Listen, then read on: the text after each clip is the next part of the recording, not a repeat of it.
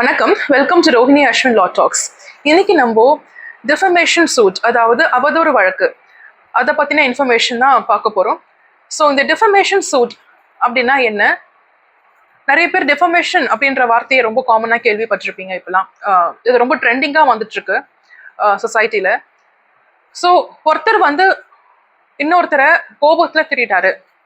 So somebody is scolding me, நான் இன்னொருத்தவங்கள திட்டேன் கோபத்துல அப்படின்னா, எமோஷன்ல கத்திட்டேன் அப்படின்னா, இதுக்கு உடனே ஆப்போசிட் பார்ட்டி உங்க மேல ஒரு டிஃபமேஷன் சூட் ஃபைல் பண்ண முடியுமா?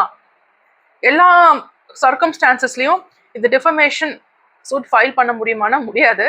ஸோ அதுக்கு நம்ம டிஃபமேஷன்னா என்ன அப்படின்றத நம்ம ப்ராப்பரா தெரிஞ்சுக்கணும். அதாவது இந்த டிஃபமேஷன் அப்படின்றதோட அர்த்தம் ஐபிசிலையும் சரி பிஎன்எஸ்லையும் கொடுக்கப்பட்டிருக்கு.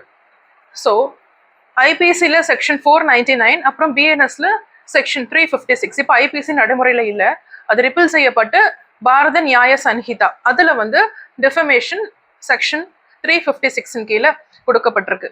ஸோ டிஃபமேஷன்னா என்னன்னா,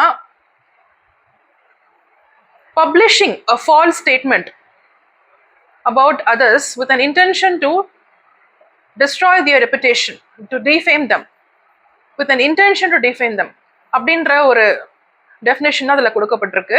so it could be either spoken or written அப்படின்ற மாதிரி டெஃபினேஷன் தான் இருக்குது. ஸோ இதுலேருந்து என்ன தெரிய வருது அப்படின்னா, ஒருத்தவங்க இன்னொருத்தவங்களோட ரெப்புடேஷனை ஸ்பாயில் பண்ணணும் அப்படின்ற நோக்கத்தில் மற்றவங்க கிட்ட அவங்கள பற்றி இல்லாத ஒரு அவதூறை வந்து ஸ்ப்ரெட் பண்ணி விடுறது, ஃபால்ஸ் ஸ்டேட்மெண்ட்ஸை வந்து உண்மை இல்லாத ஒரு ஸ்டேட்மெண்ட்ஸை மற்றவங்களோட ரெப்புடேஷனை வந்து கெடுக்கணும் அப்படின்னு சொல்லிட்டு அவங்கள பற்றின ஒரு தப்பான ஒரு இன்ஃபர்மேஷனை வந்து பரப்பி விடுறதுக்கு பேர் தான் defamation.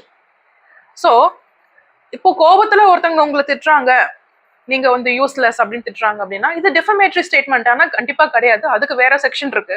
It is something called is verbal abuse. இதுக்காக நீங்கள் டிஃபமேட்ரி சூட் வந்து அவங்க மேலே ஃபைல் பண்ண முடியாது. ஸோ அவங்க உங்ககிட்ட டைரக்டா சண்டை போடுறாங்க, உங்களை திட்டுறாங்க அப்படின்னா, கோபத்தில் வர வார்த்தைகள் வித் அன் இன்டென்ஷன் உங்களை டிஃபேம் பண்ணும் அப்படின்ற இன்டென்ஷன் இல்லாமல் உங்களை வந்து திட்டுறாங்க அப்படின்னா அது டிஃபமேஷன் கிடையாது.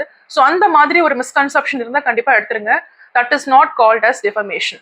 இதுவே நீங்கள் ரொம்ப புகழடைகிறீங்க, இல்லை நீங்கள் நல்லா இருக்கிறீங்க, அதை மற்றவங்களுக்கு வந்து அது ரொம்ப ஏற்றுக்கொள்ள முடியல அப்படின்னா, உங்களை வந்து டிஃபேம் பண்ணணும், உங்களை பற்றின ஒரு அவதூறு கிரியேட் பண்ணணும், உங்களோட இமேஜ் சொசைட்டிலேருந்து கீழே கொண்டு வரணும் அப்படின்ற நோக்கத்தில் அவங்க உங்களை பற்றின ஒரு அவதூறான ஒரு விஷயத்த பரப்பி விடுறாங்க. அதாவது நியூஸ் பேப்பர்ல பப்ளிஷ் பண்றாங்க, இல்ல உங்களை பத்தின விஷயத்த வாட்ஸ்அப்ல சர்க்குலேட் பண்றாங்க, தப்பான விஷயத்த, உண்மையில்லாத விஷயத்த சர்க்குலேட் பண்றாங்க அப்படின்னா அது கண்டிப்பா டிஃபமேஷன் தான். அதுக்காக நீங்க ஃபைல் சூட் பண்ணலாம்.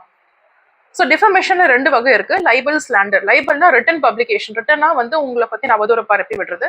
ஸ்லாண்டர்னா ஸ்போக்கன் வேர்ட்ஸ் மூலியமா, வார்த்தைகள் மூலியமா உங்களை பத்தின அவதூறை வந்து பரப்பி விடுறதுக்கு பேர் வந்து ஸ்லாண்டர்னு சொல்லுவாங்க. ஸோ டிஃபமேஷன்னா இதான். டிஃபமேஷன்னா with an intention to defame you, அதுக்காக இன்னொருத்தவங்க செய்யக்கூடிய அவதூறு செயல் தான் டிஃபமேஷன். ஸோ திட்டுறது, உங்க நேருக்கு நேராக திட்டுறது வந்து டிஃபமேஷன் கிடையாது. ஸோ இந்த ஒரு வீடியோ உங்களுக்கு யூஸ்ஃபுல்லாக இருந்திருக்கும்னு நினைக்கிறேன். ஸோ இந்த மாதிரி யூஸ்ஃபுல் டிப்ஸ் தெரிஞ்சுக்கிறதுக்கு stay tuned to Rohini Ashwin law talks. Thank you.